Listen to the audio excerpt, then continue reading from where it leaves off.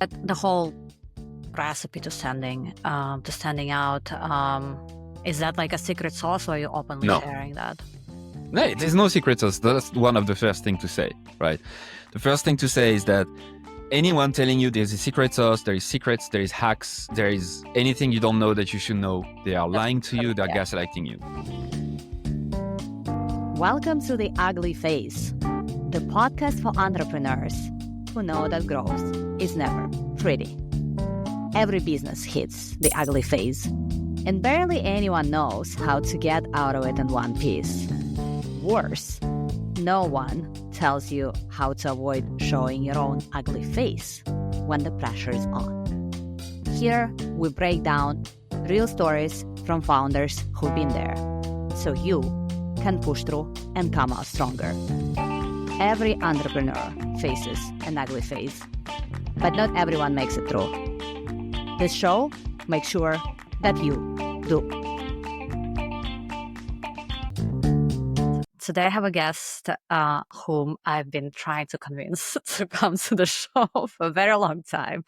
I'm a fan. I have both of his books. I haven't read the second one yet because I've only recently received it. He is, in his own words, a recovering Frenchman and also the guy who can help you stand the fuck out. Louis, please introduce yourself. Bonjour. Yeah, let the record show that you actually bribed me to have me here. You literally, you said that I'll buy you a book if you come. I buy a book if you come to our podcast. And I was like, that was a transaction. I don't care. Just don't buy the book. I don't need your money. But then, yeah, I was like, okay, let me be nice, because I knew you were living in France and trying to, like, you know, make the reputation of the French people a bit better. But clearly we failed. So yes, thanks for the intro. Thanks for today. You said introduce myself. I think you said everything, right? So French guy, I've been living in Ireland for 15 years, run a business called Stand the Fuck Out, wrote a book called Stand the Fuck Out. It's all Stand the Fuck Out nowadays. And it's mostly for marketers, mostly for marketing business owners who want to do that or help their clients do the same. How did that become one of the things that drives you? I mean, standing the fuck out. So it started when I interviewed Seth Godin 7 years ago on my podcast. So it was a relatively new podcast called Everyone Hates Marketers. And at the time, 8 years ago, the marketing podcast category wasn't saturated that much. So my kind of concept of like no bullshit, straight to the point, give me the fucking interesting points and stop like blabbing about bullshit. I was one of the only one doing it, right? And I wasn't forcing it. That's just the way I like to learn stuff. So I was interviewing Seth Godin, and then throughout the middle of the interview, I asked him about internet companies because I had a bad experience with that, saying, you know, how do you create something just like the others, like a company just like the others, and make it stand out? And he replied, I don't know if you've asked the question the wrong way on purpose, but that's not how you do it. You start with creating something different, and you don't try to like take something that is not and force it to be different, like find ways to make it different. So that answer was kind of that question, that conversation we've had, that started to really play in my mind, to find an answer that was okay, but how do you do it? It's easy enough to talk about standing out and purple cow and all of those concepts. It's super easy. Differentiate or die, blah, blah, blah. But how do you actually do it? And I couldn't find the answer. I could not find an answer that was satisfying to me, because I like structure, but I also like just the real scientific, data-driven, no bullshit, psychology-driven insight. And I genuinely couldn't find it. So it became more and more of a thing, especially when I started to work for Hotjar, which is a web analytics company. I work mostly as product marketing, positioning, and whatnot towards the end. And that became kind of central to me working through the challenges that we had to answer that question. How do you do it? So I've started to learn about how to do it and started to build a little methodology around it, started to help clients do that, starting to apply it to my own work. So learning from it, and is it good enough? Am I missing something? Am I missing many things? And then, yeah, it became an obsession more and more until, I realized that others actually cared about the answer. And that culminated into writing the book, which took me 3 years. And now I'm trying to talk about it a bit more. So are you then one of those rare examples that followed your passion and then money followed along the way?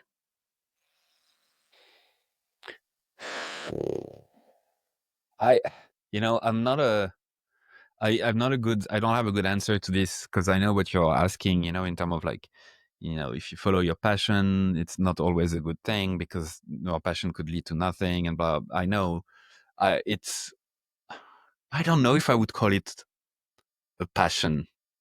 It's a difficult, because it's a very natural thing. It's very organic to me. I've always kind of been a contrarian, and I've always been thinking that way. And it's not like I've discovered. Yeah, I guess I'm not clear on this. Is it a passion? I don't know. Maybe, but I'm not a millionaire. I'm not making crazy amount either. So it's not like money. I'm rolling in it. So yeah, it's a difficult thing. I don't have a good answer to this, actually. But so that the whole recipe to standing out, is that like a secret sauce, or are you openly No. sharing that? No, there's no secret sauce. That's one of the first thing to say, right? The first thing to say is that anyone telling you there's a secret sauce, there is secrets, there is hacks, there is anything you don't know that you should know, they are That's lying to you, they're yeah. gaslighting you. So I actually start, the entire thing like that. So people like us are overwhelmed, burnt out, sick of the gaslighting, sick of the information overload, sick of social media, sick of the political situation and whatever. So like they are just overwhelmed with screens and blah blah. So that creates this feeling of missing out, this feeling of overwhelmed by everything. They don't know what to decide. This feeling of I must try this, I must try that, I must try this, I must try that, and that leads to bad result, because the more you do that in marketing, in creativity, in entrepreneurship, the more likely you are to fail. And that's kind of the answer I was trying to come up with, right?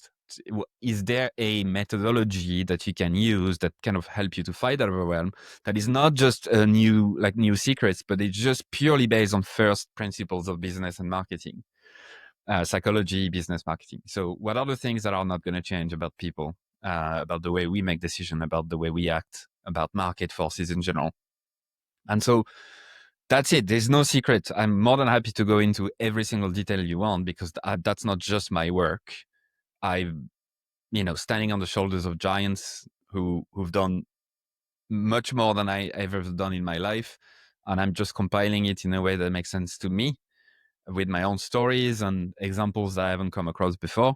But yes, that's something I would say to you listening right now, right? Which is, be careful about all of those people gaslighting you. Marketing isn't changing. The tactics within it, maybe the tools, yes, but the core concept are not changing. And anyone who's trying to sell you that are trying to sell you stuff that you don't need. I just commented on somebody's post on Instagram, because the guy was saying, the only reason I'm selling you a framework for how to make 10K is because I've used it myself and I make 10K. He was like, can everybody else please stop lying? And honest to fucking God, like I've had this, I mean, this has been pressuring me in a bad way for like the last half year. I would see all these posts like, oh, just the 3 steps. Or if you're not doing this yet, if you're not making a million, blah, blah, blah, blah, blah, blah. And then the end of the day, you're like, what the fuck? I want to kill myself, because it seems like everybody's making a bank by working 2 hours a day, and you're just here in an honest grind and you're still not making a bank. Yeah, no, it's all for show and bullshit. That's I think at first you need to be burned by that, in a way. Like the people Right. I serve, the who need what I do, what we do the most, are people who've made the mistakes, right? So they follow those people. They've realized the bullshit. They've realized they got sold when they were vulnerable, when they felt at their weakest, when they felt maybe like they needed money and they were under pressure and whatever. And then they realize, actually, no, it's all the same fucking bullshit, right? They're just teaching you things. They have no grasp of first principles and fundamentals of marketing.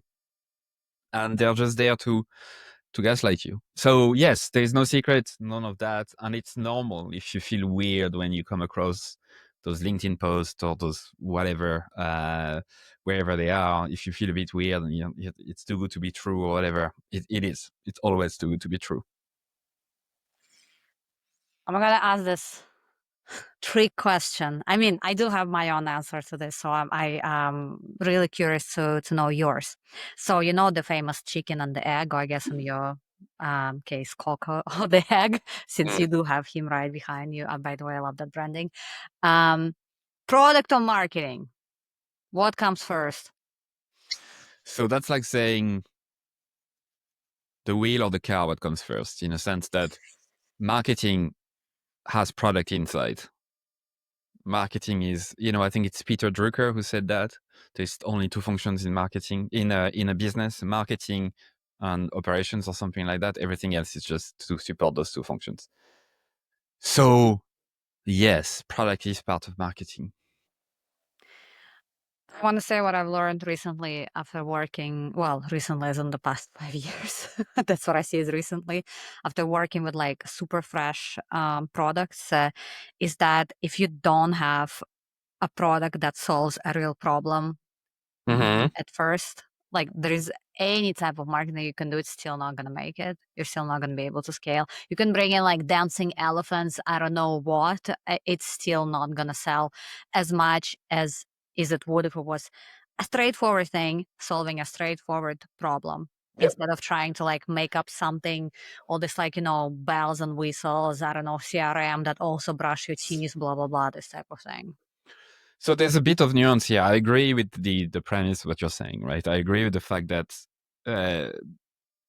that's why I burnt out doing my first agency, where if you try to go against the demand, if you try to swim upstream, if you try to reinvent the wheel and be too clever, you're gonna fail. So I burnt out within a year and a half running a conversion rate optimization agency locally where I'm based in Dublin, Ireland. And no one thought they needed it. So every single client I had, I managed to get like Dropbox and some bigger like tech companies around here.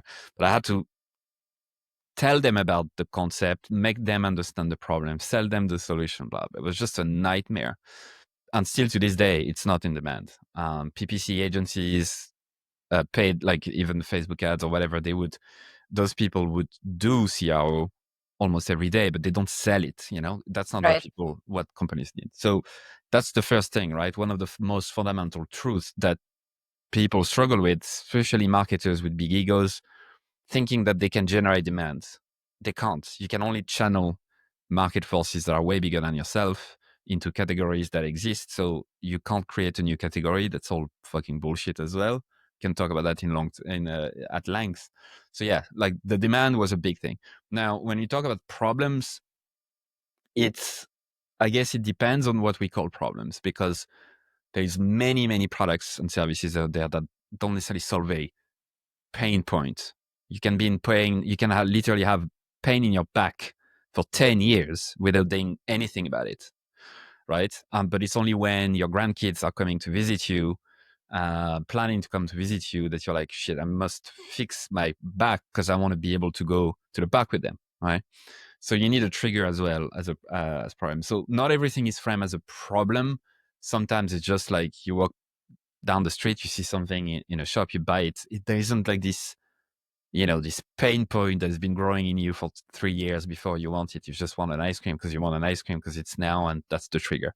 So that's, I know that I might be pedantic saying this, but it's a subtlety that is, I think, important to understand. Not everything needs a super big, painful problem to be solved, but there's demand for sure. We need demand. Makes sense. I think I can't remember who the author of these two phrases is, but the explanation was the whole market falls into two big categories. like problem aware, as in they have something needs to be solved. They're aware that needs, like they recognize it as a problem, but they might not know what solutions exist. And then there are solutions aware, as in they already know that they have a problem, they want to solve it, and they have already started looking into possible solutions.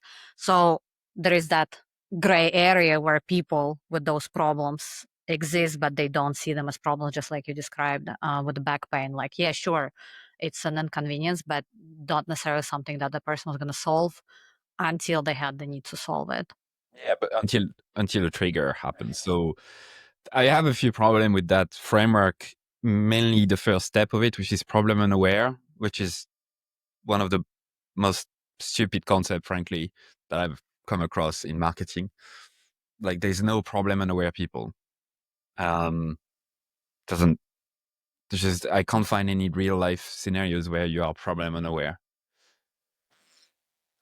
I could probably think of a few. So say we're right now working. Oh, you know what? That probably makes sense, I guess, in the way that you put it, because I was going to say, so we have, as part of our offering is a traceability system for people with like huge supply chain. And most of the companies so far have just been managing it through an Excel sheet. And so they didn't care. They didn't want to improve it. But what you say, and I'm like, for me, these are like, not problem aware people, like they don't think they have a problem, but in the way that you're putting it, as in like they're probably still not happy with the way that it is, they just didn't have the trigger to say, okay, fuck it, we need to change it now. Yeah. Okay. So that's from a a guy I follow on LinkedIn. Actually, I was talking about it in detail, so I need to credit him. I'll make sure to find his name, but he was talking about the problem with this problem unaware prospect. And so he says, when people bring up this concept, I always ask them this question: how many times a year does your business buy something that meets an urgent high value need, where that need was so obscure and so entirely invisible that not a single person in the entire organization had any conscious awareness that it even existed? And did that sudden awareness come from some random spam caller, a cold email, or a Facebook ad? And if your answer is, well, yes, this happens to us in our business several dozen times a year, then there's a solid case for marketing to solve the problem. But yeah, essentially it doesn't happen, right? And so that's why I like to make the distinction between, yeah, you need to have some sort of a struggle, a problem, a pain point, something that is bothering you, even though it could be a very small, tiny thing. Maybe you're hungry and, that's as fast as you're going to go. But then you also need triggers, and triggers are not the same as problems. Triggers are events, point in time that make people go from not moving to moving towards a direction. So they could happen 5 years before people start doing something. So they could be anticipated, they could be not anticipated, they could be completely caught you by surprise. There's a few categories I can go through if you want to, but that's probably one of the most underrated concept in marketing, is this concept of trigger versus pain points. And that unlocked a lot of things for me when I kind of read more about it, came across it, worked around it. Can one create a trigger, or the trigger? Okay. Yeah, it's a good question.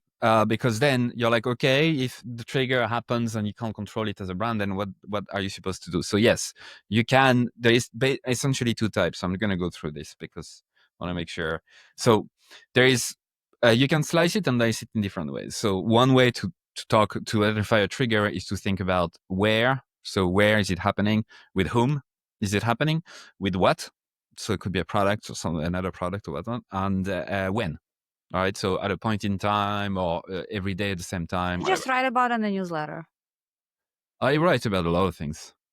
But yeah, I talk about it sometimes. I just saw this formula somewhere like in the last few days, and I wonder if I saw it in your email. Yeah. So it's you need a job to be done. You need a problem and then a trigger at least. That's kind of how people act. So you can slice it this way, or you have like different types. So it can be something that is anticipated. So expecting something that will happen. Maybe like you want to go out with your friends in 2 weeks, And so that's when you're going to get your haircut before, because you want to make sure that you look good. Unexpected. So maybe, your main client just dropped you out of the blue, and now the problem becomes something that you want to solve. Could be a repeated event. So maybe like taxes, you have to do your taxes, happens all the time. Could be an ad. So that's when, to go back to your question about things that you can control as a company. Yeah, sometimes an ad is a trigger on its own, right? Word of mouth is another one. Observed use, so slightly different from word of mouth. So it's like literally seeing someone else using a product or seeing, stuff like that. And then could be like a positive experience with the product. So that's slightly different. It's like, I don't know, I bought a new camera recently. It's really good. Now I need the stand that goes with it, and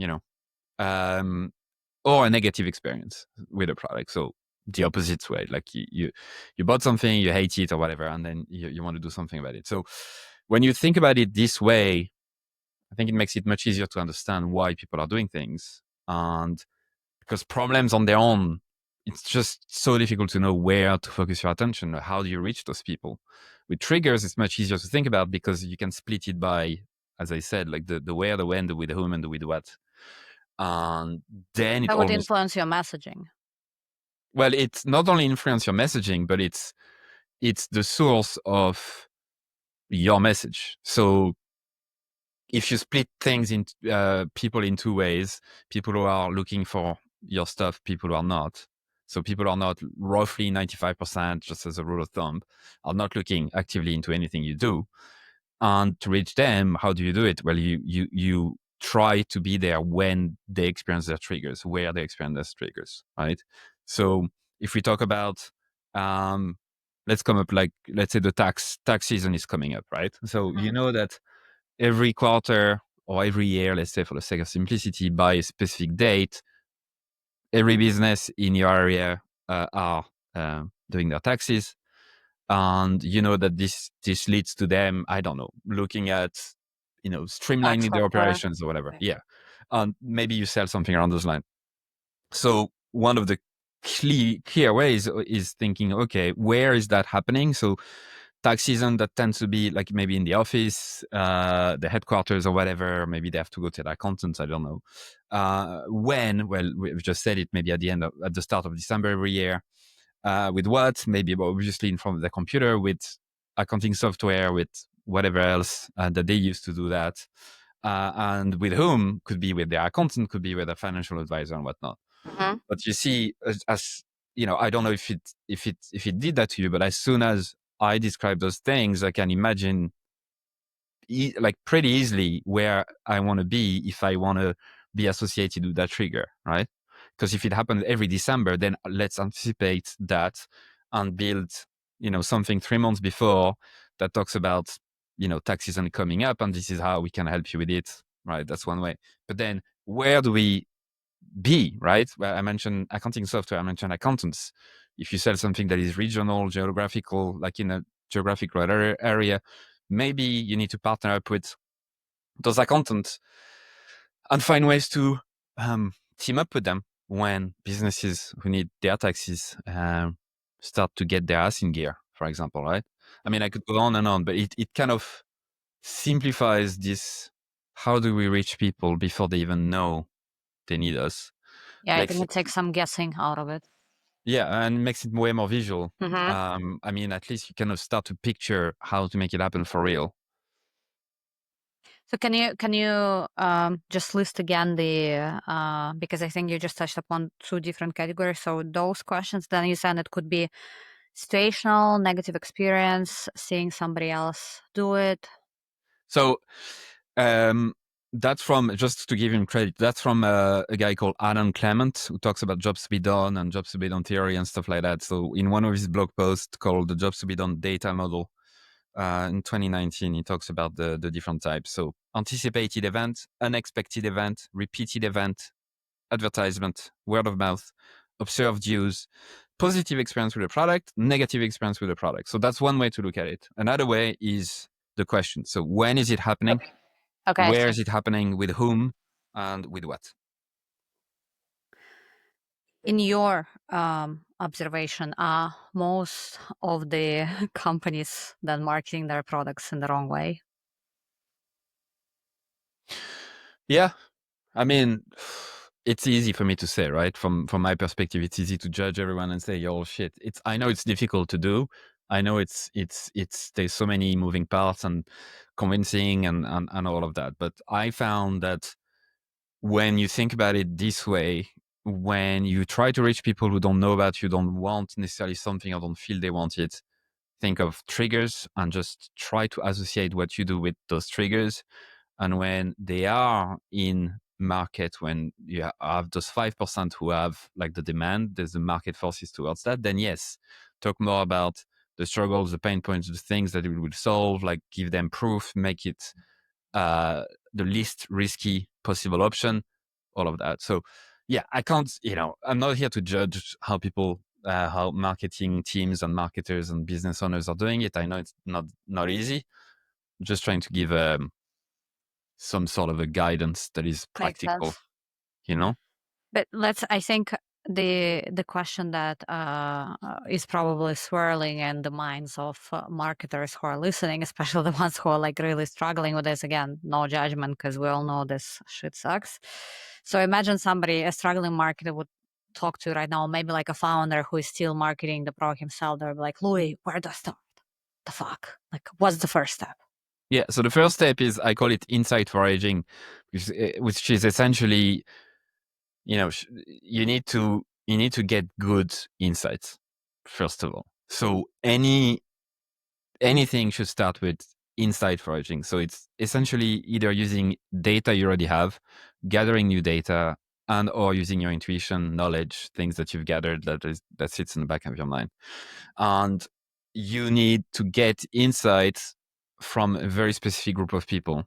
You could argue that people outside that group that I'm going to mention could be interesting, but just for the sake of simplicity and to give advice that is clear, the only people you need to listen to get insight are folks who've recently bought or invested significant resources into a category or a problem that you're solving in the last, it depends on stuff. If it's long decision B2B style, it could be in the last 6 months, 9 months, 12 months. If it's an ice cream, in the last few hours, and just listen to people like that. So that means do not get insight from people who are thinking of, where you have no proof they've invested any resources, time, money, or reputation into doing something, or people who might have done so, but so long ago they don't remember.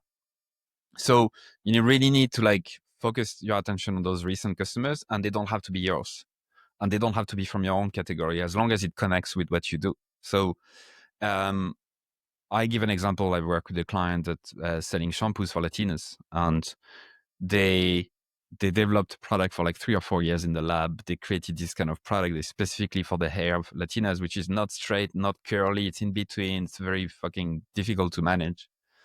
And they were getting lost in the reports they were reading. So they were so into the big, market reports in terms of trends and the index, like, oh, this category over index in buying shampoos. And they were just getting lost in all the fucking numbers. They didn't know what to do.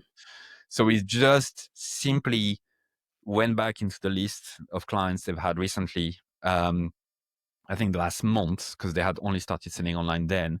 And I made the founder, I made the people who developed the product to actually go and talk to them. Interview customers. So that's one way to do it, but there's so many ways to get data. So just to get to go thoroughly about what you need to ask or the things you need to figure out, there's 6 things. So if you get those 6 insights from that group that relate closely or loosely with what you do, you then have very strong foundations that you can use to then develop a unique positioning, a distinctive brand, and continuous reach. We can talk about that. So the 6 ones. And the first one is the job. What did they try to accomplish? Alternatives. What other solutions have they used or considered in the process? Struggles. What problems were they trying to solve? Segment. What customer information is relevant to this story? Category, what other things belong in the same group as this product or service, and triggers, what specific events compel them to act. That's all you need. If you can find that out, It doesn't have to be interviews. It could be online reviews. It could be, let me tell you in detail, because I don't want to forget. So yeah, customer interviews, could be surveys, it could be reviews, it could be going through like communities like Reddit and whatnot, could be being a fly on the wall, literally observing how people do stuff. Could be method marketing, where you pretend to be a user of the product or like actually become a user of a product or service if you can, to figure out what's happening. Anything really. Could be your own intuition if you have enough knowledge of the industry you're in. And if you can manage to actually feel like answer confidently those questions with specificity, like with really going deep into it, then that's where you start. That's the foundation of anything. So that sounds like you shouldn't be trying to, like you said, come up with the new product category, as in like, I mean, there are multiple ways to put it, right? To be against the status quo, blah, blah, blah. I mean, I guess the example that I'm bringing up might be closely related to that, which is they're just using an Excel spreadsheet and we're offering them a software that would automate it. Mm-hmm. Like, So how would we approach those people who have not? Like, should we even approach them? Because from what you're saying, it sounds like it doesn't make sense because they're well, not going to. unless so this is where it's not necessarily just money. So what you want is proof that some people have crossed the bridge. I've transitioned from like using spreadsheets intensively and really struggled with it and did something about it, right? So it could be money, meaning they've spent money and got away from the spreadsheets to do something else. So you just want evidence that it happened. That's as simple as that. So if you're selling, let's say for the sake, like just a very simple example, a CRM, and most of the things you're actually competing against would be just using spreadsheets and doing your own, manual stuff. Okay. So what I would do is, okay, let's find people who recently purchased a CRM. It doesn't have to be ours. Could be very niche, like it could be like I don't know, CRM for butchers, right? So let's find butchers who recently invested into a CRM for butchers, and let's figure out those 6 questions. So why did they do that? What was the job, the overarching goal they wanted? What was the problems they wanted to solve that preventing them to get that job done? What events compelled them to act? Stuff like that. That's it. Once I know that it happened in the past, it will happen in the future, right? And however, if I cannot find evidence that any company or individual that have spent significant resources trying to get away from spreadsheet to do something else that is closely related to what I offer, then yeah, you're not God, right? You can't just, right? So it needs to have happened in the past, and it doesn't have to be, once again, the exact same product, the exact same, like a direct competitor. It could be much, much more, something. Have they done something to get the job done? Have they invested enough money, time, reputation, like resources into that? If you can show me that, then yes, you have something. If not, then you're just it's the typical startup that are solving problem that no one cares about. Right, that makes sense. How did you decide to write the first book? Was it more so, hey, I want to learn more about the subject, so let me just write the book along the way, or was it a different intention? That's what I told you earlier with like the question from Seth Godin. That was just simply a way to scratch that itch. I wanted to just get that book out to answer that question. The other reason as well is I've realized, when I was interviewing people on my podcast, almost every single one of them had a book, and I found them through reading their books. And it's still, even in the age of AI, in the age of creating things incredibly fast, I think there's still some sort of something, about people publishing books that gives more gravitas, or a bit more like credibility. So that's also why, like, I wanted to really develop the business. I knew there was something there. And so for me, the book was also a way to solidify that, to get a bit more credibility, And so did that pan out? Do you really see the book as one of the, I guess, brand authority pillars for you today? So I launched it 2 months ago. We've sold, the objective was to sell 1,000 units within 3 months, and we sold nearly think nearly 2,000 already, and I'm not counting Amazon because Direct sales, right? direct sales and bulk sales, yeah. So like I'm speaking at an event in London in March, and they've ordered like 400, stuff like that.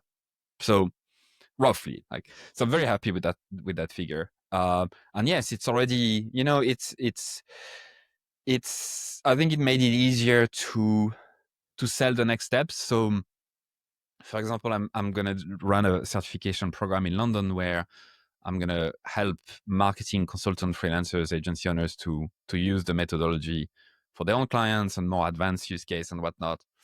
And I think everyone who's applied so far have read the book, and they don't need to be convinced of anything, So I think it makes the conversation a bit easier. You don't have to tell them about how what you know and your experience and whatever. Like the book is the first steps, is the best business card in a sense, right? Like there's everything about me, there's everything that I know is in there. There's nothing else in my brain, so that's what it makes it easier this way.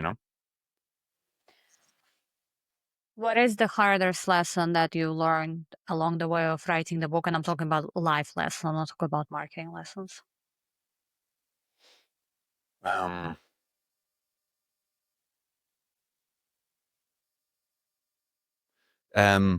that going into details is something that I struggle with in general, which is like, it's easy for me to think about the grander like concept of this is going to be the book, this is roughly how it's going to be organized, this is right. It's easy, but then it's the last 10% that actually takes the 90% of my time, which is like, okay, every title, every chapter title, subtitle, every like bullet points, every example, you need to name that company the exact same way every time. And it's just like, I was losing my fucking mind towards the end. So I don't know if it's a lesson more than or an observation, or just re-observing something that I knew about myself. But yeah, it's just, some people like that, believe it or not. I just really struggle with it, but I went through it. So yeah, made me proud in a sense. But yeah, just to say that out loud, that it's just, anyone who's telling you that writing a book is easy or that doing this kind of work is easy is also lying to you. It's not easy. It's not meant to be easy. If it's too easy, then you need to figure out like, why is it too easy? Yeah, there is a Are you saying problem something then. interesting? So yeah, that's probably the biggest thing that I really learned about myself. It's very ironic because I just talked about that on my coaching session just previously to this recording, because I've realized that I've been, for the last at least half a year or maybe a whole year, been working against myself rather than with my personality type. I've just been trying to put myself in the box of what I've seen on LinkedIn, as in, you gotta have a plan. Like, it needs to be it, like, that shit drives me nuts. And I've been trying to force myself to do it, and I've burned the fuck out. So instead of standing the fuck out, I burned the fuck out. Yeah, blending the fuck in as well. Then yeah, Exactly. no, I get it. It's the same for me, and it's a difficult thing because there's a tension there. Like, is book writing and writing the best thing I could be doing? Given my strength, maybe not, right? Like, but then it's also something I really wanted to do, and I felt like was absolutely needed for myself and for others, and so I pushed through. But I couldn't do that forever. So it's like, it's always a balance.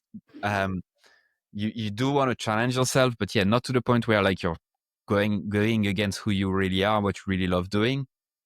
So yeah, I don't have a perfect answer here. It's difficult. You need to find like the limits in each side, not going too far in any direction. Was there a moment when you thought about just saying, fuck it, I cannot do Yeah. this anymore? Yeah, I got scammed out of 36 grand doing this. So What I hired about the branding?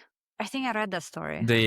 so I was working with a company called Scribe Media, and they are like this hybrid publisher, essentially, where instead of like traditional publishing would be, they give you a check to write the book and then they help you to promote it, but you don't own the IP and you get a very small percentage of the sales.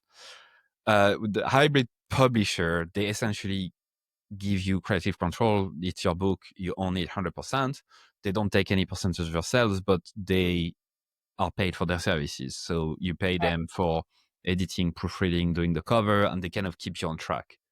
So I had hired them to keep me on track mostly, because working on your own, something that I knew I wouldn't necessarily enjoy every day, I needed someone else to say, hey, you've said you've been doing this by that time. So towards the middle of the project with them, got an email from their CXO or whatever the fuck, not the CEO, that essentially they were letting go everyone in their company. They were a big company in Texas, a lot of writers, a lot of people working there. Essentially, they had no money left because the CEO had funneled most of the money into his own pockets for his own gain. So I had paid them upfront for everything, and basically towards the middle of it, they've completely ceased to operate. And then there's a company that bought them out, so they kept the name, but it's a different company running it now. They're still doing it, and tried to sue them, not to sue them, but to join the class action lawsuit in Texas. So I had hired an attorney and whatever to see, and she basically said there's no money, so no one is going to get fuck all from this. So yeah, that was tough, but I'd Yeah. never really So thought for real, I'm not going to do this. I just had to take a break from it. I had to kind of do other things and do one-to-one work again and stuff like that. Yeah, I never thought I'd be quitting, but I nearly did. That's probably the closest I've ever been to quitting that fucking thing, for sure. did you then go to self-publishing route afterwards? So I got lucky. I don't know if you know Joe Pulizzi. He wrote a few books on content marketing and stuff like that. He created the Content Marketing Expo and whatnot. And they created a service in partnership with Lulu. Lulu is a B Corp that it's a print-on-demand B Corp. So they have a few locations in the world, and you essentially, if someone order the book from my site, they get the order. Depending where they are, they print it, they package it, they send it. So I don't see the book, right? It's just right. So they partner up with them to create some sort of a hybrid publishing company for creators and whatnot. And they were only starting out. And yeah, I was in touch with Joe through the podcast because I had interviewed him, and then we kept in touch. And he said, yeah, we're looking for like the first authors to go through this. And there was perfect timing for me. And yes, that's what I'm using. It's called Tilt Publishing. So that's handled by Lulu. And yeah, they saved me. Like, they saved my ass. They helped me with the cover, the proofreading, the editing, everything from start to finish. They picked me up from like after being scammed 36 grand, excuse me. That was a nice thing to deal with people who cared. So it's still it's like a level up from just complete self-publishing where Yeah, you're just on your own. Okay. yeah, absolutely. Yeah, absolutely. I think it's the best of both worlds. And it's not for everyone, but at least it gives you some sort of it's a feeling that, yeah, you're not on your own. It gives you accountability, avoiding mistakes. Like, for example, the ebook, the layout of the ebook, page by page. I didn't do that. I didn't try to find someone to do it. They have people in house. So it saves a lot of the headaches of, yeah, good luck trying to self-publish for real. If you want a quality book that sounds that reads very well, that is very well structured, that looks, everything is clean and looks very professional, then doing it on your own, I don't think you can, or unless you're really good at finding people and dealing with people who can do X, Y, and Z. Right. So yeah, I'm glad I did, because you wouldn't know it's not from a traditional publisher, Yeah, your book looks legit. Yeah. So yeah, that's it. There you go. Did you ever read or come across the book called Yellowface? Sorry, say that again. There is a book that's called Yellowface. Oh, never know. So I highly recommend. It's just it's a fiction. It talks about there's a story about a girl who allegedly accidentally killed and stole a book, a manuscript of another girl, Okay. and tried to impersonate her afterwards. Like, super interesting, but it also sheds the light on, I guess, like the drama and really like the lowest low of the publishing world. Like, it talks about agents, how like the whole world is just like a big clique, and like if you're not part of the clique, you're fucked, and blah blah blah blah blah blah Sounds blah. familiar. But it was only talking about fiction. So it's like fiction about fiction writing, not about business books. But honestly, that was terrifying. Not the fact that the girl accidentally died and then the other one stole her manuscript and her identity, but rather the fact how the whole world plays out. I was like, whoa, that sounds like Hollywood on steroids, even worse. Yeah, it sounds fucking horrible. Yeah, but honestly, it's a very nice read, so I highly recommend it. Yeah, that's good because I need to read more fiction. I suck at that. I need to do better. By the way, before I forget, if folks listening are interested in getting the book, I know we're talking about it a lot, which I appreciate. So I'm putting together an offer just for folks listening right now. So I sell some sort of a digital bundle where you can get the ebook version, the PDF, whatever, plus a few extra resources for $9 instead of $49. So there's a specific link. It's gonna be We're gonna STF, tag it below. yeah, stfo.link/savages works for you. So that's only for folks listening, and you can't find that anywhere else. So yeah, just before I forget. Awesome. I think that's a great offer. I was gonna ask. Oh shoot, slipped my Sorry. mind. Yeah, you threw me off my question. A book. Okay, so you just said so obviously you're very much like evolved into the subject. How do you keep yourself sane? Like do you have some, for the lack of a better word, daily rituals, or just like how do you manage not to, get stuck in your own head type of thing? Yeah. So I'm taking drugs. I'm serious. So I suffered from anxiety all my life. So I've been diagnosed with general anxiety disorder and OCD. Not OCD in terms of cleaning my hands 50 times a day, but obsessive thoughts. And I managed to manage it until I couldn't. I used to like eating super well, going to the gym, and I was okay-ish, but was still something I struggled with. So I got prescribed with actual medication for it, which I was very against for a long time. But I just, I felt I needed to do something. And yeah, I've been on it for 2 years. I've reduced the dosage recently, but I don't feel like I want to get out of it. I don't feel fucking drugged up or anything. It just made me realize how much anxiety was driving my life, to be honest, like from start to finish, every single decision I was making and whatnot. So that really tremendously helped. That's not medical advice, right? That's Sure. only my experience. You do you, but yeah, mental health definitely biggest. And then the second thing that keeps me sane is just my family. Like I'm working from a little office in my garden. I can see my wife and daughter there, and so it's like going back to the house when my daughter wants to see me, and like my wife would call me. She's just across the way. She would call me and say, dinner is ready or whatever. Keeps you grounded and realizing that this fucking thing we're doing is just means nothing. It's we are not curing cancer, right? Not It's real just life. it's so that's how I do it. That's my trick. How old is your daughter? She's 3. Ooh, right in the middle of mine too. Mine are 4 and 2. Oh yeah, so good luck. It's rough. It's the best thing in the world, right? It's both the worst and the best Yes, at especially the when you same have time. 2. It's like then it's like Oh game no. level change, and you're just like just survival, honestly, at this point. Yeah, don't mention it. All right, I think we're getting to my favorite part of the episode, which is homework. Homework. Yes, because I'm a big proponent of basically trying to ground everything that we just talked about with a couple of things that you can ask listeners to do SAP, just like something that they can execute on so they can solidify the knowledge that they've just heard. It could be something that we discussed on the episode. It could be something completely unrelated. For example, I keep using this example. One guest was like, guys, go call your parents, please. This is important. I was like, oh shit, okay, yeah, I'm gonna do it too.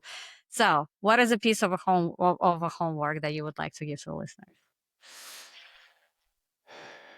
I'm gonna mention something I didn't mention yet. There's a good exercise called there's a book called The Alter Ego Effect, and it talks about I've heard about it, haven't read it. The power of basically imagining like a character that embodies strengths that you might not have or that you want to amplify. So, Freddie Mercury, for example, his real name was Farouk Bamsala or something on those lines. And he was this confident, fucking amazing singer on stage, but that was his alter ego, taking over. Lady Gaga, there's so many examples, but you don't have to be a fucking rock star to do it. So it's really, it's an interesting thing. So like the plan is essentially whatever strengths or qualities you want to emulate. Let's say you want to be more honest or authentic. You start to look at, okay, what fictional or non-fictional characters, people, dead or alive, doesn't matter, embody these qualities for you. And then you start to like associate a couple of items with it. So it could be like, I don't know, when you put that hat on, or you live into that.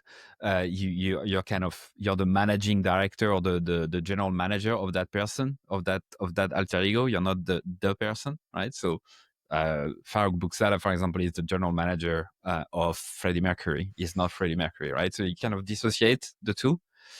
It's a bit of a weird thing to start with, but actually super helpful to make you realize how much you're, stopping yourself from doing interesting stuff. And that works for individuals as well as brands. And so try to identify something like an alter ego, give it a name,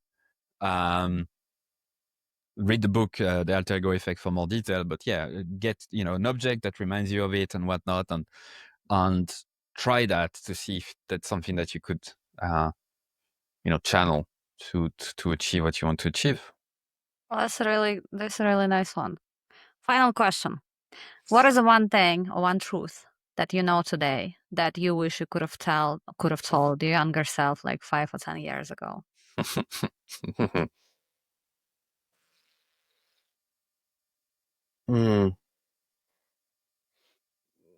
Everyone is making it up as they go, right? There is no, if you think of politicians or famous people or whatnot, they are as clueless as you are, truly. And they are, and they're just figuring it out. That's true. And it doesn't matter the status of the person or whatever, it's always the case. So you belong wherever you belong. Don't listen to the thoughts that might say that you don't. Everyone is figuring it out, just people are better at lying about it than others. I think you just did 1 hour of therapy for me with just one phrase. No, seriously, I think it's a really good thing to remind ourselves about, because world is so fake at this point. You just don't even know who is faking, who is making it, right? Yep. Everyone is faking, especially on LinkedIn. That's true. All right. I think it was an awesome discussion. At least it was for me. Hopefully it was for you as well and for the listeners.